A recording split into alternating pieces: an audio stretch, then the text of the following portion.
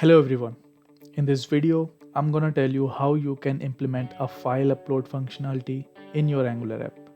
For this purpose, I'll be using a library, an npm package actually, called Angular File Uploader. This package is going to do all the heavy lifting for us. So to get started, you need to create a new Angular app, or if you are already having one in which you want to implement the feature, you can go ahead with that as well. So without wasting any more time, let's get started.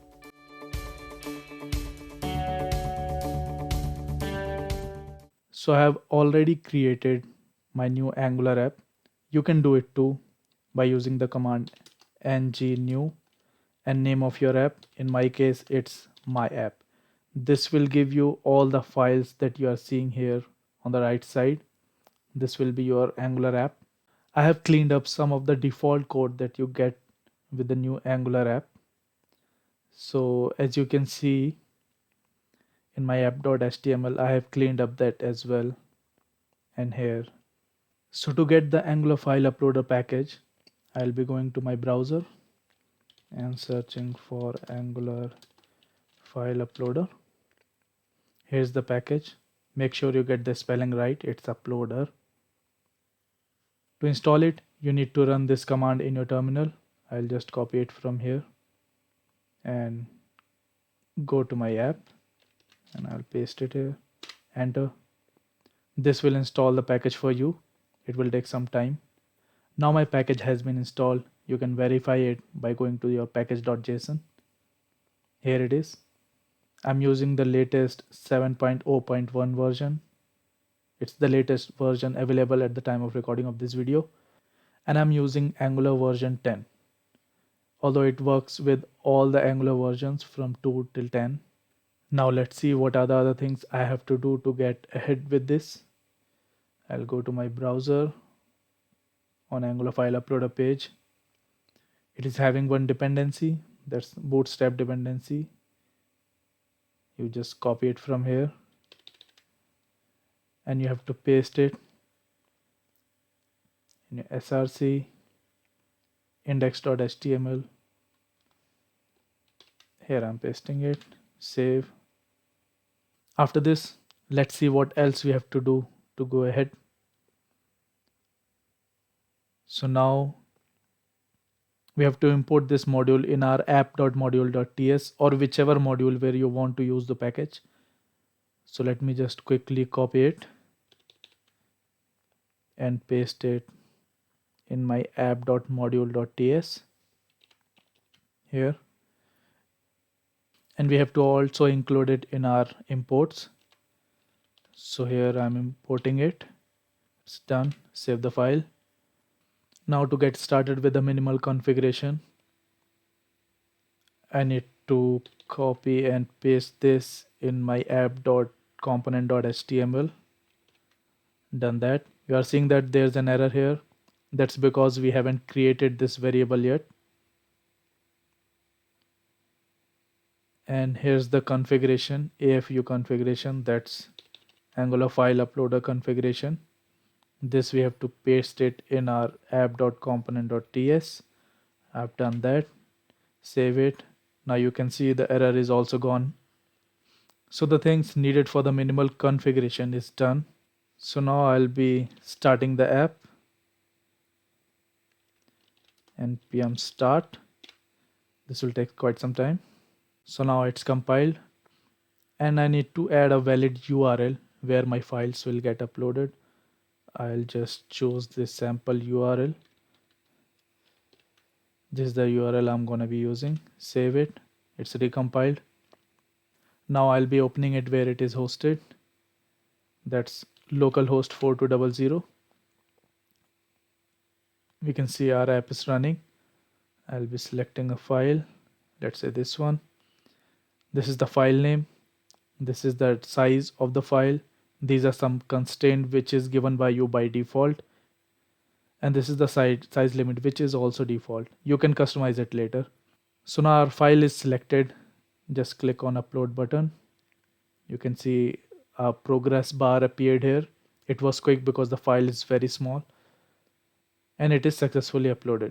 You can reset it, select another file, and upload. Yeah, it's working.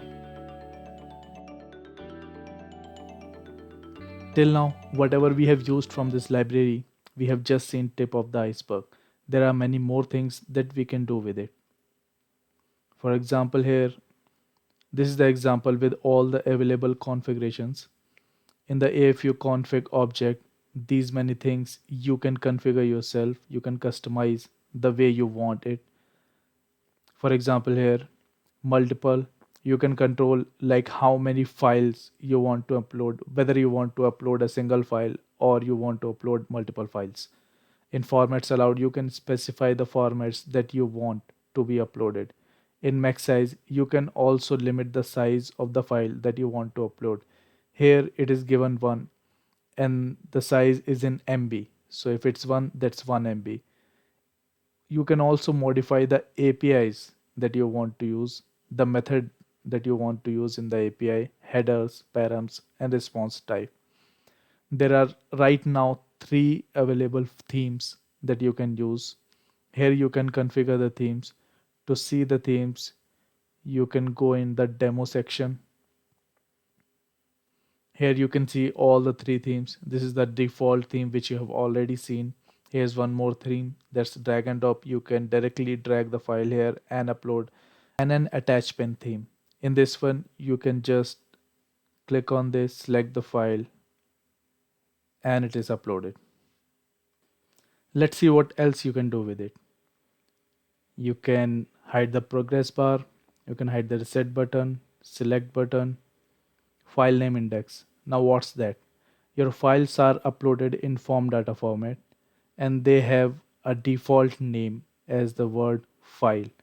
If you want to add indexing in them, like file 0, file 1, file 2, if you are uploading multiple files, then you can do that here. And if you don't want it, you want the name of the file as file itself, then you can make it as false. In replace text, you can replace certain number of text like select file button. It is this thing. You can replace this text. You can replace this text, reset button text, upload button text. As you can see, reset button, upload button, drag and drop box. It is a text that is appearing here. Attach pen. It is this text. Attach supporting document. After upload message success, that is the upload message that appears when your file is successfully uploaded. It is this thing. You've uploaded your file, upload it. This text, you can replace it as well. And also you can modify the error text. Suppose if there is an error, your file does not upload, then what message you want to print, you can edit that as well. Size limit, it is this thing. You can replace that as well. Whatever I have explained, all the details are available here as well with the description and their default values. You can reset the module programmatically as well. You have to use this property, and also you can get the response which you are getting from the API. You can get it from here in this output function. And there's an easy way to reset the module. If you are resetting the module multiple times, you can follow this documentation. Also, in the styling section, if you don't like the default style and if you want your own style to be there, then you can use these classes and you can give all the CSS properties that you want to give, and you can change the style as well.